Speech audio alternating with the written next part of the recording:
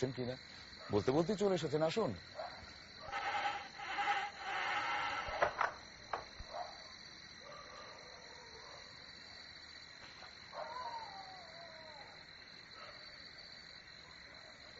মধ্যরাতের ট্রেনে আপনার তো আরো একবার আসা হয়ে গেল, আপনার সঙ্গে সেই আগে একবার দেখা হয়েছিল, আবার নতুন করে দেখা আমার নেমে পড়লাম আর কি। আসলে আমাদের জীবনের যাওয়া আসার পথে এমন করেই দেখা হয়ে যায়। আপনার সাথে আমার তো কথা বলতে বেশ ভালোই লেগেছিল সেবার, তবে ট্রেন তাড়াতাড়ি চলে এসেছিল, আবার চলে গেছিলাম আর কি। হ্যাঁ, তাহলে আজকেও কিছু অভিজ্ঞতা শোনার সুযোগ রয়েছে আমাদের, আশা করি। আচ্ছা, তো শান্তিনিকেতনের জীবনের স্মৃতি নিশ্চয়ই আজকে আবারও শোনাতে চান। অনেক স্মৃতি তো শোনাই একটু।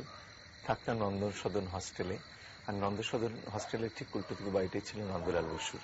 আচ্ছা, বিখ্যাত মানে শিল্পী, তো ওনার নামই হস্টেলটা। তো দোতলায় ঝোলা বারান্দা আছে, প্রতিটি রুমের সঙ্গে ঝোলা ঝোলা বারান্দা আছে, সামনে বাগান। যে সময়কার কথা বলছেন সেই সময়টি তখন 79 সাল হবে, 1979 হবে। আচ্ছা, তারপরে আমি আমার পাশের রুমে থাকতে একটু ছেলে, ও ইন্টারমিডিয়েট পরে, ওর নাম রজক, আর আমি তখন মাস্টার্স পরীক্ষা দেব।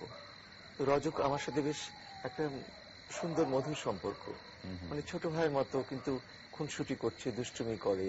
ওর সাথে একটি মেয়ের প্রেম ছিল, রুমা তার নাম, মেয়েটির বাড়ি ছিল আসানসোলে। তো আমাকে প্রায় রুমার গল্প করতো, আমার বিরক্তি লাগতো মাঝে মাঝে।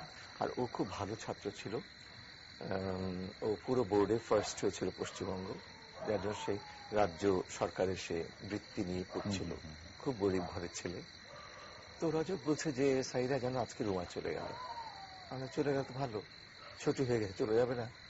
বলে তো তুমিও তো চলে যাচ্ছ কালকে পরশুই, তুমি থাকলে আমি থাকতাম।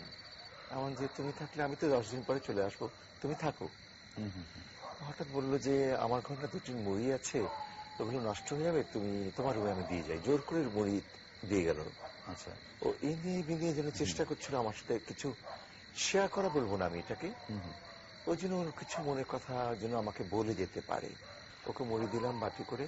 তো ওই দুধ গরম করতে গিয়ে আমি হিটারে দুধ উতলে উঠেছে, তারপর তোমার হঠাৎ করে গেছে, ফিউজটা উড়ে গেছে, মানে কারেন্টটা চলে গেছে, ইলেকট্রিসিটি। আচ্ছা আচ্ছা। তো আমাকে একটা প্রশ্ন করে আমরা বললো যে তুমি আমার সমস্ত মানে যা যা আমি ভেবেছিলাম সবটা পণ্ড করে দিলে। আচ্ছা, আমি কি পণ্ড করলাম? কারেন্ট গেছে, এখন গভীর রাত, সুন্দর ঘুমাও, জানা টানা খুলে দাও, ঘুমিয়ে পড়ো। এই বলে আমি ওর কাছে বিদায় নিয়ে চলে এলাম। আমি সকালবেলা মন্দিরে গান গাইতে চলে গেছি ভোরবেলায়। তা আমি বোলপুরে গেছি, রিহার্সেল, চিত্রাঙ্গদা নৃত্য নাটকটি হবে। 10-11টার সময় রিহার্সেল করছি, এর মাঝখানে একটি ছেলে এসে বললো, এই তোদের হস্টেলে একটা ছেলে না সুইসাইড করেছে। আমি যে কোন হস্টেলে আবার, কে করবো, কোন ছেলে? ওই যে দোতলায় তোর রুমের পাশেই তো থাকে ছেলেটি। আমি যে কে, রজক? বলছে হ্যাঁ। আমি তারপরে তো একেবারে স্তব্ধ হয়ে গেলাম, আমার গলা দিয়ে কোনো আওয়াজও বেরোচ্ছে না। আমি চুপ করে ঝিম মেরে বসে আছি। আমাকে লাশ টাশ দেখতে দেওয়া হলো না, আমাকে ওখান থেকে সরাসরি আমরা আসানসোলে চলে গেলাম। তারপর আসানসোল থেকে ফিরলাম, ফিরে আমার ব্যাগটা গুছিয়ে আমি ঢাকায় চলে এলাম পরের দিন আর কি। আমি ফিরলাম 10 দিন পরে, এসে আমি একটু ঘুমিয়ে পড়লাম দুপুরবেলা, কিন্তু 1টা-1:30 হবে, ঘুমিয়েছি। হঠাৎ করে এই 4টার দিকে কি যেন বেশ একটা ধাক্কা মারলো, আমি কিন্তু হঠাৎ উঠে বসলাম।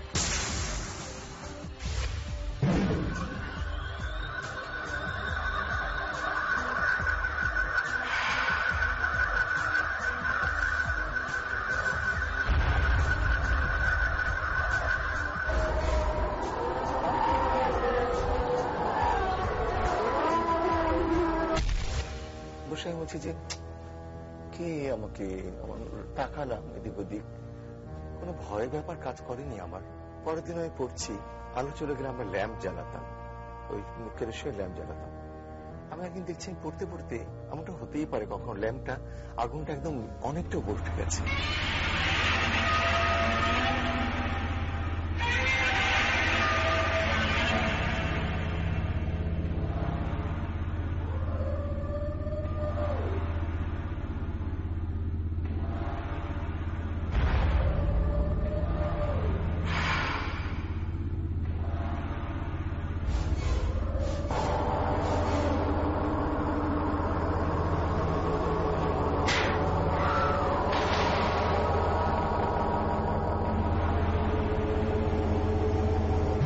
মানুষ অনেক কিছু দেখে, অনেক কিছু বোঝে, কিন্তু ওর যে দুষ্টুমি গুলো করা, যেমন গ্লাসটা পেতাম, হঠাৎ দেখলাম কলমটা নেই।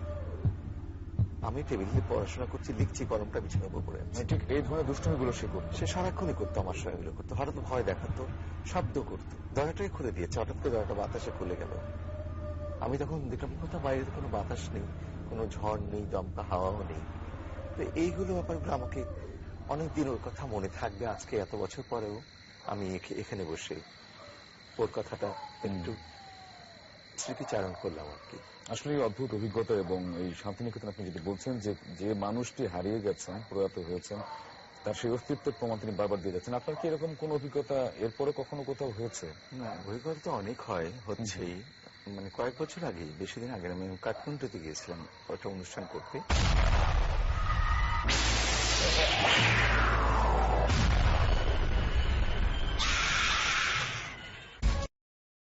গল্প নিয়ে মধ্যরাতের ট্রেন।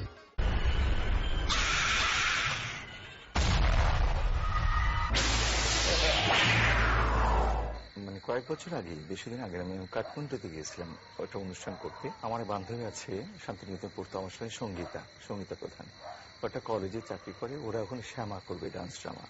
তো সঙ্গীতের সাথে আমার বড়ভাবে বলা ছিল, দেখ আমি কিন্তু কোনো কারো বাড়িতে উঠবো না, আমাকে তুই একটা আলাদা মানে হোটেলে উঠলো, আমি আলাদা একটা রুম ব্যবস্থা করবি আর কি।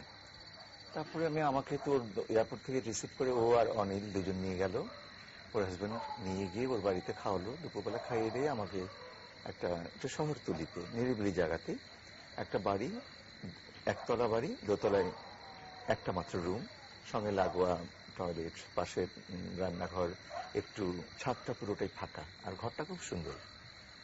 আমি গেলাম, উঠলাম, দুপুর একটু রেস্ট টেস্ট করবো, অনুষ্ঠান দুদিন পরে, দুদিন রিহার্সাল করতে হবে। যাই হোক, আমি তারপরে দুপুরবেলা একটু হাত মুখ ধুয়ে খাওয়া দাওয়া তো করলামই, শুলাম একটু। ঠন ঠন ঠন ঠন করে আওয়াজ,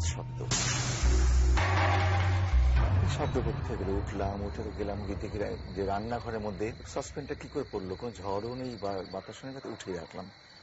আমি দেখিও নি রান্নাঘর তখনও। খানিক্ষণ পরে আবার শুয়েছি, কলটা, বাথরুমের কলটা দিয়ে, কল নয় ঝর্ণা, যেটা দিয়ে শাওয়ার, সেটা খোলা।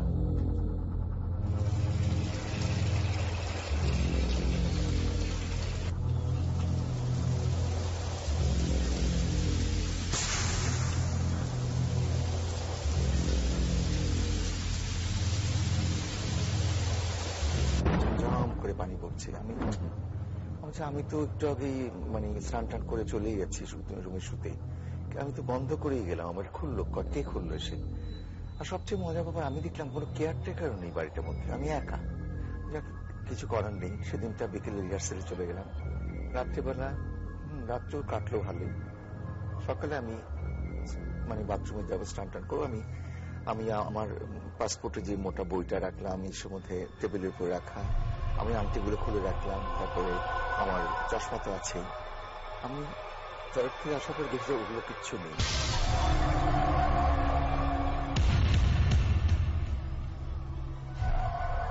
একটা নেম টেবিল আমি নিজে রেখে গেলাম একটু আগে, কে আসবে, কোন চোর আসা ব্যাপারও নেই। কিন্তু আমি আমার ব্যাগটা খুললাম, খুলে ভালো করে চেক করলাম, আবার খুঁজি, এখানে খুঁজি, ওখানে খুঁজি। মানে আমাকে এই জন্য আধ ঘন্টা আমি শুধু এই খোঁজাখুঁজির মধ্যে আমার কেটে গেল। মানে অস্থিরতা কাকে বলে। আমি তারপর আমার সেলফোন দিয়ে আমি সঙ্গীতাকে ফোন করা, সঙ্গীতা বলতো আমার পাসপোর্টটা পাচ্ছি না। সঙ্গীতা বলে, সাজিতে খুঁজে দেখ না ভালো করে, আমার মনে হয় পেয়ে যাবে, তুই এত ভাবিস না তো, দেখ ঘরে কেউ চোর টোর আসে, কোনো ব্যাপার নেই। আমি তারপর ঢুকলাম, মুখটা খুব খারাপ করে। হঠাৎ দেখি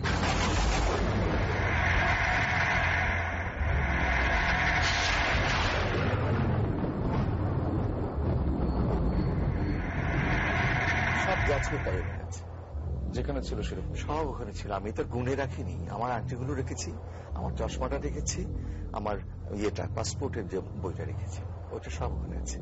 ভেতরে ডলার টলার যা ছিল সবই আছে। এইটা একটা আমাকে সাংঘাতিক ভাবে করতে ধাক্কাটা পরের দিন দিল সকালে। কিন্তু আমি সারাদিন তো বাইরে ওর বাড়িতে খেলাম, খেয়ে রিহার্সেলে গেলাম, রিহার্সেল থেকে ফিরলাম, ফিরে রাত্রে ঘুমিয়েছি, টিভিটা খানিকক্ষণ চালিয়ে রেখেছিলাম। বেশ অনেক রাত পর্যন্ত একটু জেগেছিলাম। মাঝে মাঝে ছাদে গিয়ে দূরে কাঠমান্ডু শহরের পাহাড়ে গায়ে গায়ে বাড়িগুলো বাতি দেখছিলাম, ভালো লাগছিল। আর আমি তারপরে ঘরে আসলাম, টিভিটা অফ করে দিলাম, দিয়ে একটু ঘুমাবার চেষ্টা করলাম, ব্যাস।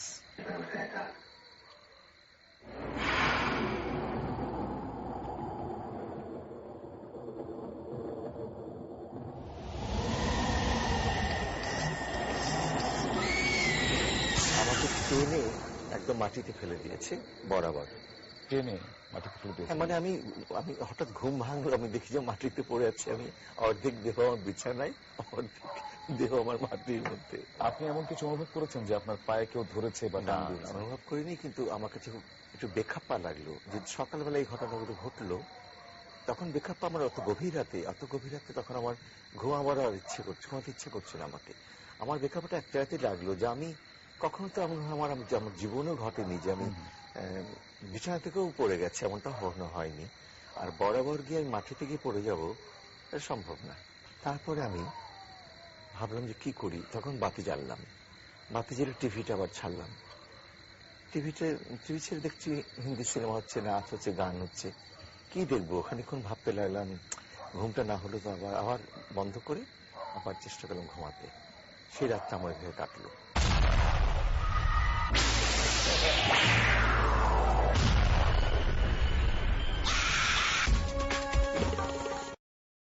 জীবনের গল্প নিয়ে মধ্যরাতের ট্রেন।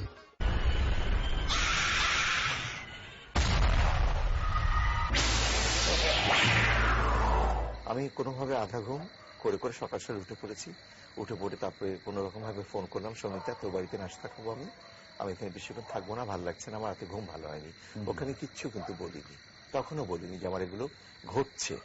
তারপরে পরের দিন অনুষ্ঠানে গেলাম, গান টান হলো, ডান্স ড্রামা পরপর 2 দিন ছিল, হয়ে গেল। এর মধ্যে আমি একদিন সকালবেলা ওর গাড়ির জন্য ওয়েট করছি, তখন একটা অ্যাংলো ইন্ডিয়ান লেডি, উনি যাচ্ছিলেন হাতে হাতে একটা বাজারে ব্যাগ, আমাকে দেখে ওই বাড়ির সামনে দেখে আমি বলছি, শোনো, একটা আধা হিন্দিতে বলছে ভাঙা ভাঙা, যে তুমি কি এই বাড়িতে থাকো? আমি বলছি উপরে আমি গেস্ট হয়ে এসেছি কয়েকদিনের জন্য, অতিথি। বলছে তুমি কদিন হলো আছো? আমি আমার 3 দিন কেটে গেছে। বলছে তুমি ঠিক আছে তো? ঠিকই হয়, তুমি ঠিক আছে তো? আমি হ্যাঁ ঠিক আছে, আর কি বলবো বলে। তখন আমি না বলে কেন মহিলার কথা জিজ্ঞেস করো, ঠিক আছে তো? তো মহিলা খানিক দূর চলে গিয়ে আবার ফেরত এসছে, বলে শোনো, আমি এই বাড়িতে ছিলাম একতলায়, আমি 7 দিন ওই বাড়িতে টিকতে পারিনি। এই আমাকে একটা, আমি বলি কেন? বলে ও তুমি 7 দিন থাকো, তুমিও টের পাবে। এই একটা কিন্তু আমাকে নক করে গেল। এটা বলে মহিলা হন হন করে হেঁটে চলে গেল। তারপর না আমার খচখচ করতে লাগলো মনটা, আমি বললাম যে হ্যাঁ কি বলে গেল, আমি কি কোনো আরো ভয়টা দেখাবে কেউ, কালকে যেভাবে ফেলে দিয়েছে বিছানা থেকে। তারপরে আমি বললাম, তারপরে আমরা বেড়াতে চলে গেলাম, পোখরা টোকরা কোথায় কোথায় বেড়াতে গেলাম, 2 দিন থেকে আসলাম। যেদিন শেষ রাত সেদিন বলছি আমি সকালে ঢাকায় চলে আসবো আমি।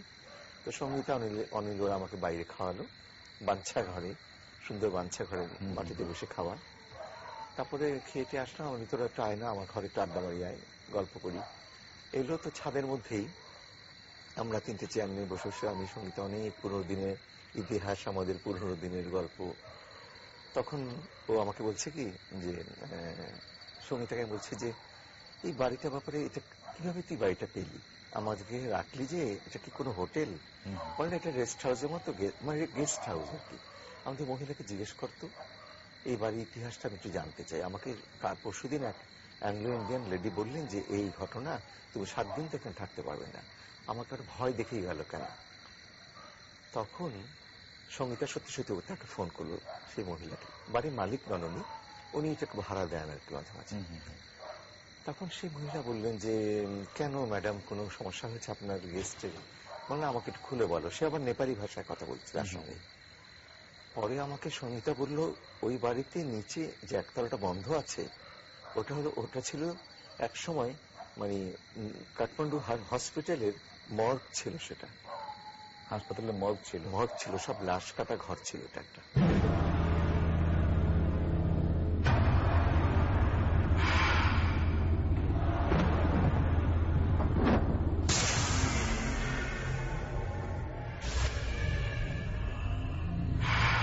লাশ কাটা ঘরটাকে একসময় যখন কাঠমান্ডু বড় হাসপাতাল হয়ে গেল, কলেজ হয়ে গেল, তখন ওরা এখান থেকে শিফট করে গেল আর কি। তো কিন্তু ওই বাড়িটাকে মহিলা আবার খুব ভালো করে সাজিয়ে টাজিয়ে ভাড়া দেওয়ার চেষ্টা করেছিলেন, কিন্তু কোনো ভাড়াটি ওই বাড়ির থেকে না। আচ্ছা, সেটা সঙ্গীতা সেই মহিলার কাছ থেকে জেনে গেল। এটা জানার পরে সঙ্গীতা ফোনটা কাটলো, আমার কিছু বলবে, হঠাৎ একটা ঝটকা আমার মানে নাকের উপর দিয়ে গেল।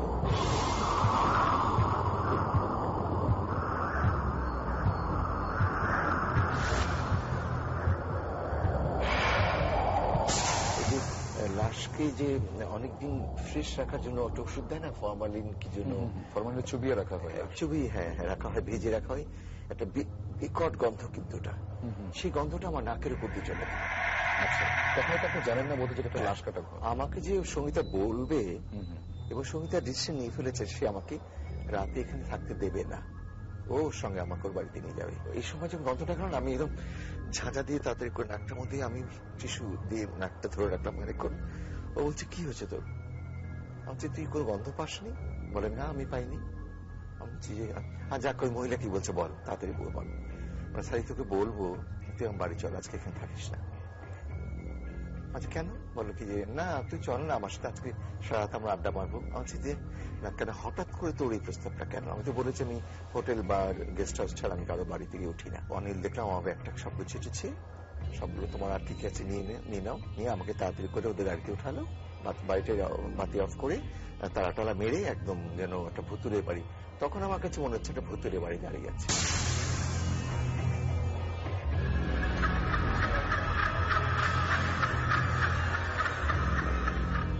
বাইরেও আলো নেই, সামনেও আলো নেই, কিছু নেই। আমাকে গাড়িতে উঠিয়ে বাড়িতে নেওয়ার পরে আমাকে পুরোটা ইতিহাস বললো যে, তুই যে বাড়িতে আছিস ওটা ছিল একটা লাশ কাটা ঘর। তখন আপনি জানলেন? জানলাম আর কি। আমি তখনই উত্তর ঘুরে মেলাবার চেষ্টা করলাম। আপনার গল্প শেষ হতে হতে কিন্তু ট্রেনও চলে এসেছে হুইসেল শুনতে ভালো লাগলো, আমার খুব ভালো লাগলো, অনেক ধন্যবাদ। ভালো থাকুন, আপনার যাত্রা শুভ হোক। দেখা হবে আবার। দেখা হবে।